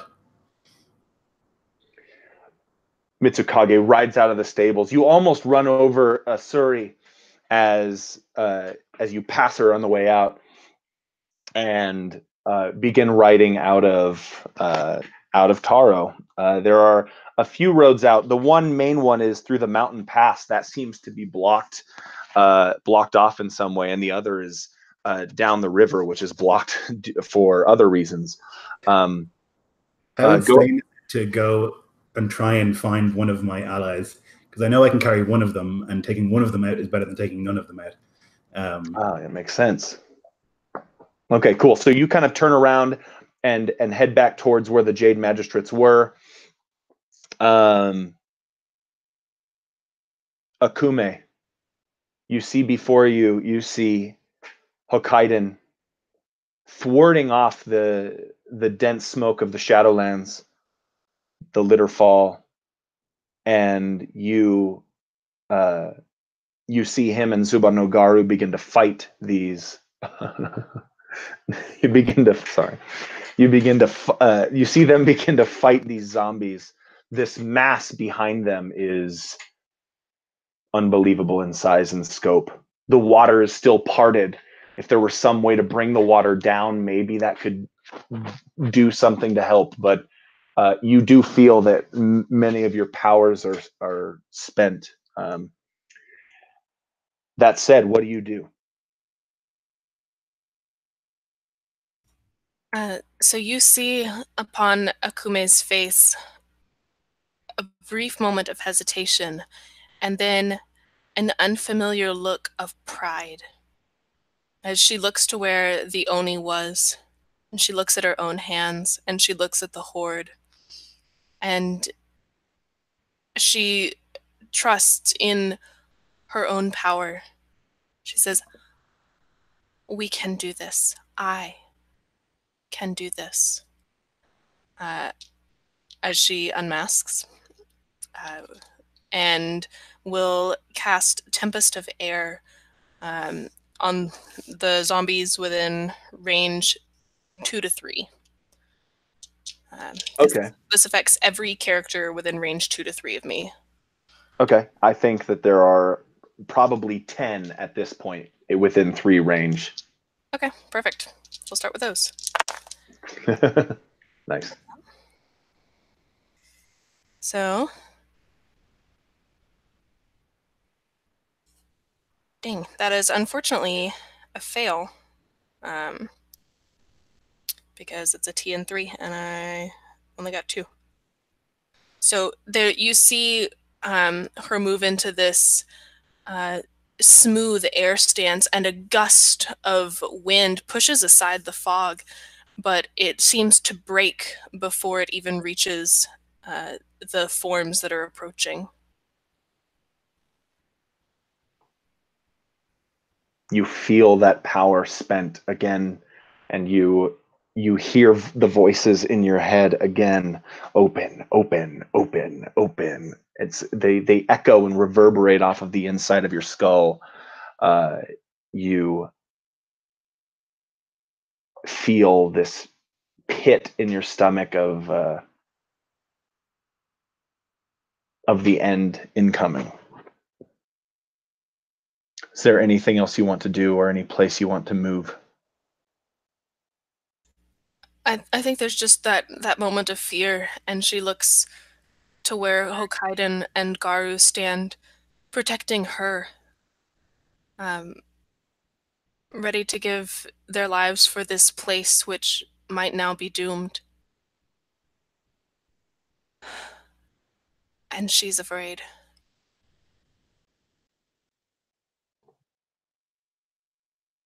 Your pride. It fears your pride. It fears your courage. It fears your love for your friends. But it feeds on your fear. The masses continue towards you. Hokkaido, what do you do as you see 10 zombies about to rush you and SUBBON no GARU? Having slain 2 of the immediate threats, and realizing that there's only a brief respite, he's going to kind of put this hand backwards that's now been freed and kind of wave it towards Akume and GARU. We need to fall back. We need to find a place to make a stand. Maybe stairs, something that leads to high ground. Fall back. I would like to, I don't know if there's a ready equivalent, but essentially take like a tactical retreat, and just basically be the last one. And if anything closes with us, try to attack it. I think that sounds good. I think we can just treat that like a ready to action in D&D. I think that is there a wait, as a support action, you may declare a non-movement action. And when that event occurs, it basically triggers it. Perfect. Perfect. Awesome. So I will do that. Additionally, if what you specify doesn't occur, at the end of the round, you get to perform an action, so you're not just wasting it. That's awesome. Yeah, that's exactly. That's really cool. Okay, perfect. So you're standing your ground. Here comes the onslaught. Listen, I don't want to roll 10 times. So I'm going to roll once for 5 of these. And then I'm going to roll again for 5 of these. And that's going to be how it is from here on out, because there are so many.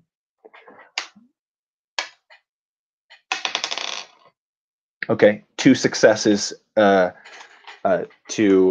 hit you, Hokkaido. And so, first of all, as they approach to strike you, you can use your action now to cut some of them down, I believe. Right, your wait action can be fulfilled now since they're attacking you. That's what it sounded like to me. Cool, perfect. The second attack, actually, we'll say the first attack is coming towards you. The second attack is going towards SUBBON no GARU, and it will strike for 4 successes. You can use your wait action to thwart that assault if you want to. Oh, yeah, use my crescent moon style. Oh, I mean, like if Hokkaido waited to try to defend. Gotcha. Since I'm rolling twice, once so I can choose. So I can choose to either cut down or try to cut down the ones that are coming at me or the ones that are coming at GARU. Yes. Okay. And yeah, then definitely the one that's coming at GARU. Okay. Cool. Perfect. Okay. Let's see. Ooh. And the ones that are striking at you are biting into your armor. You're dragging them around almost. They're mindless creatures. They're twisted. Many have wrists that are broken, unhinged, dangling, as they, with a single hand try to claw their way through your flesh, but your armor is too much for them. What do you do as they strike at GARU? He, having readied himself for this onslaught, and trying to make sure that the others are able to get away first. He's almost like reaching out and shoving them kind of behind him, kind of back through the maze of rubble of the tea house that kind of remains behind them, looking for a place to escape to. He almost turns to follow them, and as he does so, he realizes there's not enough time, and one of them is about to leap onto the back of GARU. And as he does so, he kind of slides to a stop in the mud and places his foot against a stone, what part of the foundation of this tea house, and uses that to kind of pivot off of and turn sideways and cuts this thing straight in half as it's jumping through the air. I got 2 successes, an opportunity, and a strife. You cut.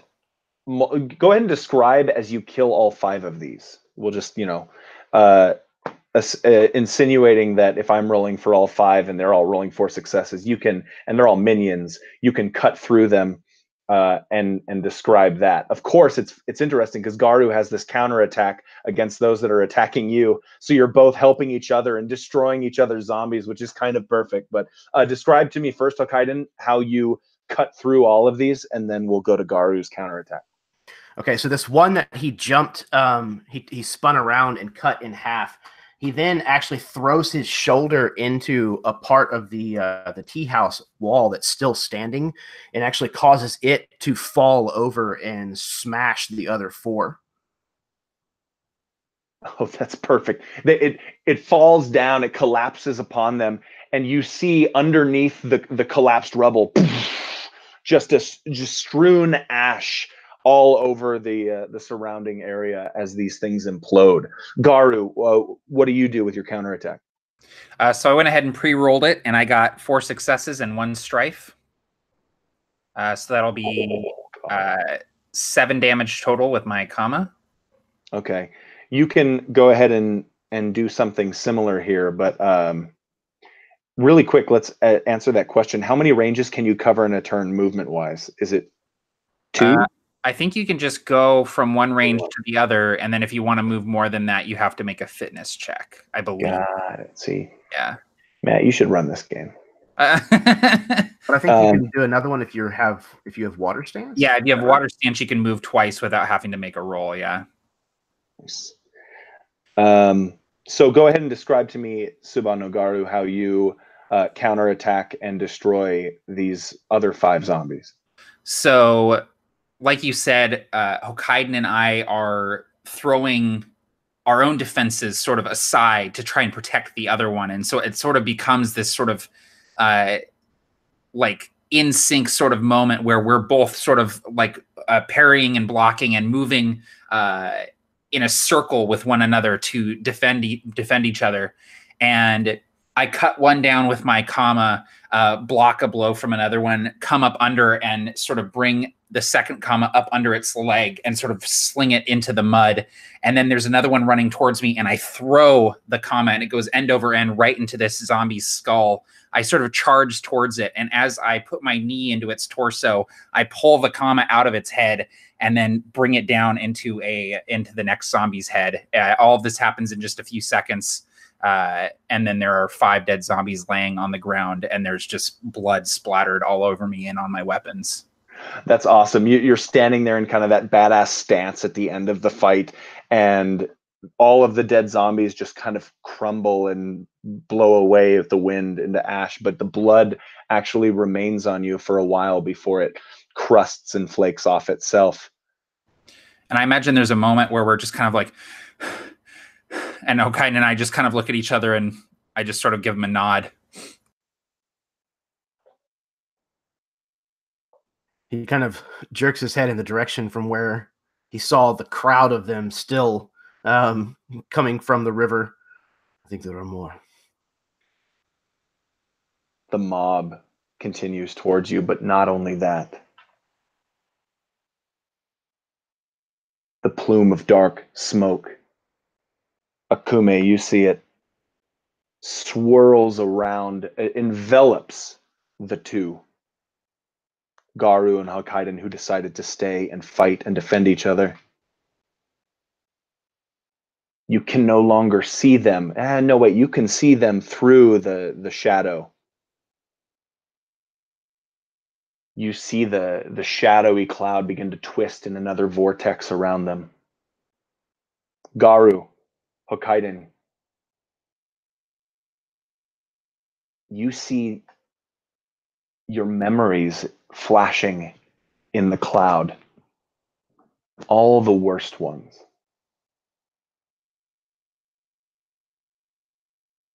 The vortex twists.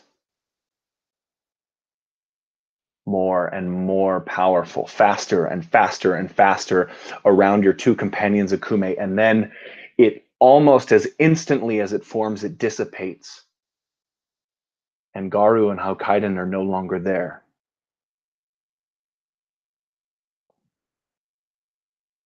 Mitsukage, you return to the banks of the river. You see the dissipating storm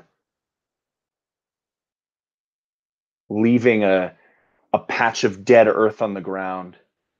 You look to the west and you see the whole mass of people who could not escape the city through the mountain pass have been either devoured or turned into zombies themselves.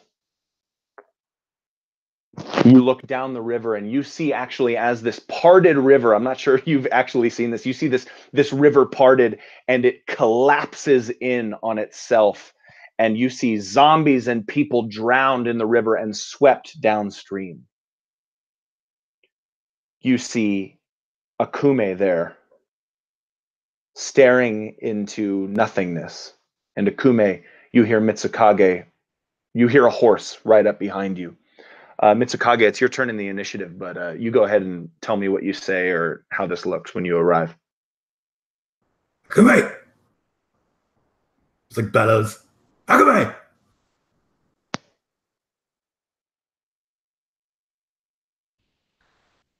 Akume can barely tear her eyes away from the spot where Hokkaidan and GARU were, just a heartbeat ago. Mitsukage. They are gone. Dead? Do not know. We cannot stay. Come with me. I will not leave them. They're gone. On the horse. I could find them. If you stay here, you will die. Look. And he just like points at hordes and just like death and insanity everywhere. Do not give your life away for nothing. We must go to the Phoenix Clan. On the horse. You will take me to the Phoenix Clan. Say it upon your honor. I'll take you to the Phoenix Clan. Now get on the horse. If there's, the thing where you cross your fingers behind your back or something, she suspects Mitsukage did it. But he's like looking at her, and there are like zombies like very close, and he's like, we cannot have this conversation here. Like, can we just get on the horse? Reluctantly, she ungracefully scrambles upon the horse. Oh, and we lost Barker again. So GARU comes back, and he's a Super Saiyan now. Yeah. You guys got superpowers from your little brief interlude in the other world. Yeah, we've actually been training in there for 100 years, but out here it's only been a few seconds. Perfect. Hokkaidan lands with both feet, and he's 25 feet tall. You can just smush Mitsukage, solve all our problems. We do a dance, we become, I don't know, Hogaru. He's the ultimate warrior. Careful, people are going to ship it.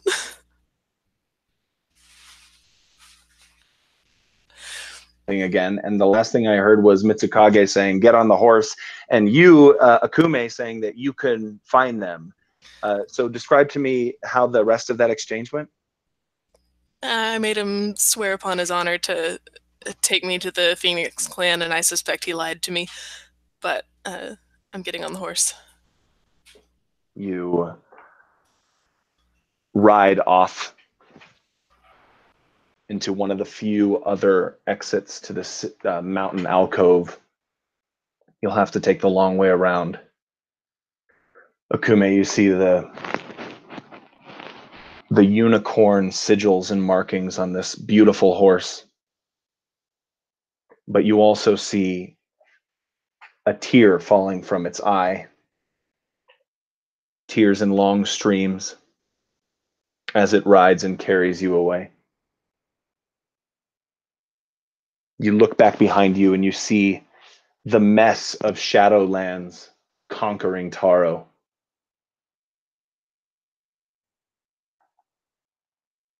You see things, it's almost like the city turns to ashen leaves.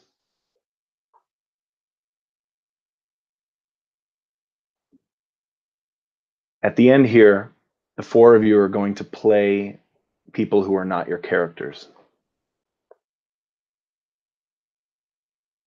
You've all been stationed at the wall for a long time.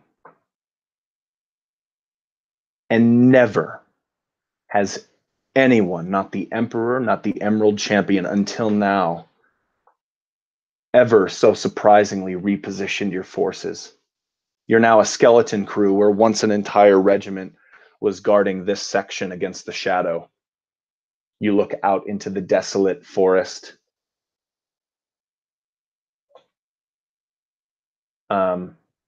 I'll let you take it away, but we'll start with Lloyd. We'll kick it off with you wondering why in the world Bayushi Shoju would ever, or why the Emperor would ever order troops to another location so quickly and sporadically along the wall, leaving you here without defense. You're sitting around a fire. Perhaps it's night. Go ahead. Yeah, it's like cold. Like rub his hands together and like take some rice, just plain rice from the bowl, and like shovels it into his mouth. Doesn't make any sense. This has never happened. It can't happen. There's ancient laws in place to make sure this doesn't happen, that it cannot happen. The Emperor knows this more than anyone. So it doesn't make any sense. And great confusion and anger as well. And real fear. And he would like look across the fire to one of the others and just sort of softly shake his head. There's so many. How can we hold now?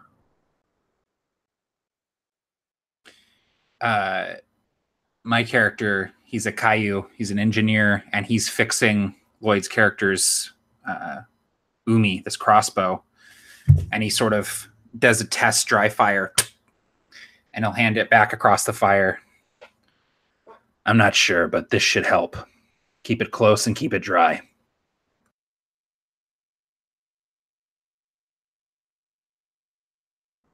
Yeah, he'll like pat it next to him, and he'll like scoop out some more rice and hand it to somebody else across the fire. For a crab, this very young man is scrawny. He takes the rice and kind of looks at it before he begins to shovel it into his mouth. This isn't usual.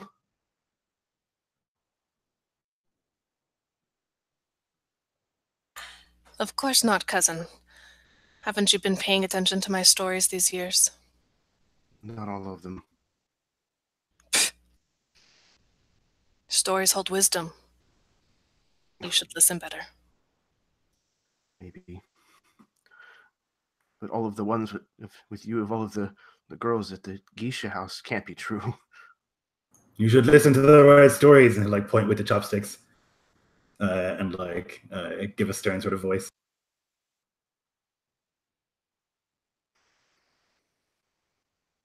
What do we do if there's a if they attack? As you say that, you hear a loud screech come from south of the wall. It sounds like half animal, half battle horn.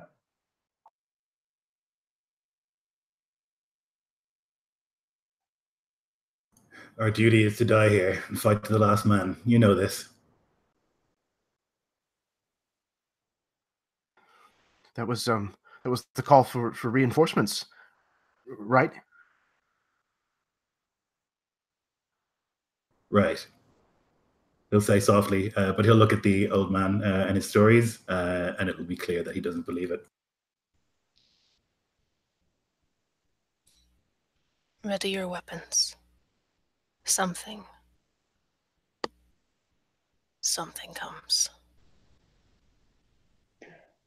The black fog rolls in. It rolls over the wall. With it, you hear sporadic marching. You hear armor clanging against the ground and itself. Peering over the edge of the wall, you realize that you can't possibly hold against that many.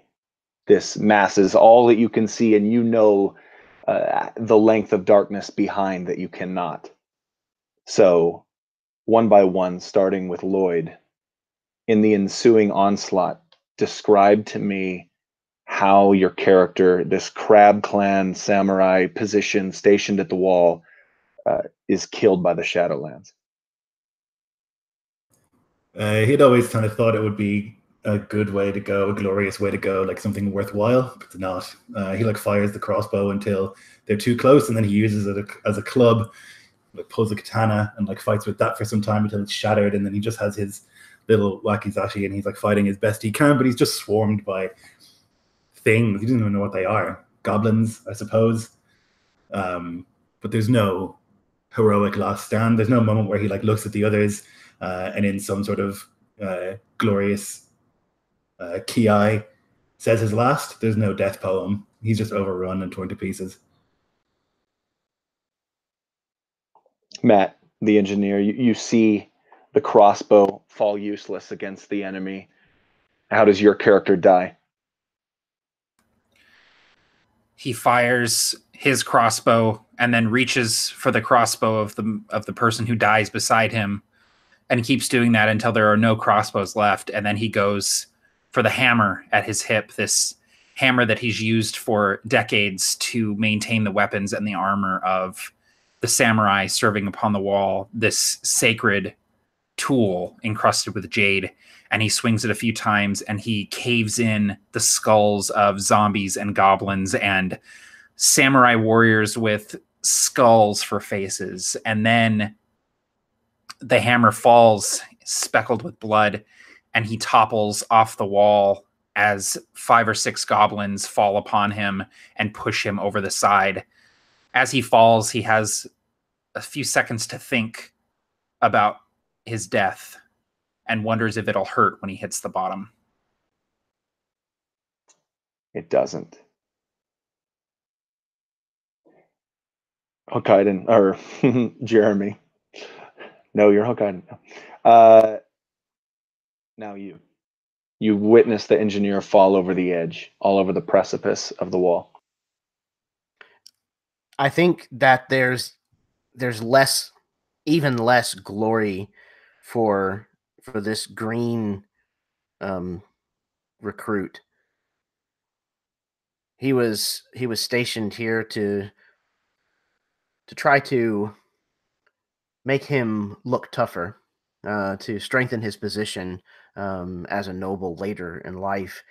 And it's become very apparent that later is never ever going to happen. He has stayed at the back of this knot of other samurai, these truer samurai, and they have fallen in front of him. He has his katana drawn, but it's shaking violently, throwing kind of reflections of orange firelight all over the inside of like this guard tower on this wall. And the first of them comes forward and he tries to swing, but his swing is just completely and totally inadequate and slow. They grab a hold of him and likewise take him backwards, but he stumbles backwards into the brazier of fire. And between these horrid creatures gnawing upon him and the flames, he screams until he grows silent and still. And silent and still you do grow, though it takes some time and some pain. Taylor, you see your cousin destroyed in such a way, and I'll actually let you choose. If you want to flee, you can narrate that as well and get away, but I'll leave that up to you as the last in this squad. He does not flee. The tears that run down his face are grief and fear and rage. Why have they done this to us? There is no one left to tell them, to warn. We were overrun. The man watches his young cousin, the soft noble. He should not have died like this. And as the man turns to face another one of these howling, snarling creatures and raises his blade, it is the spear he does not see, which catches him square in the back. And he dies without another word, without another blow.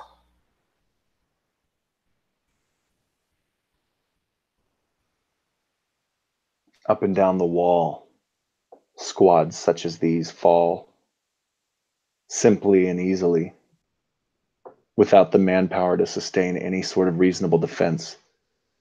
As the southernmost portion of the wall is overrun by the Shadowlands, the fog rolls in, and with it, dead leaves. Dead, almost they look moist. You see them, akume,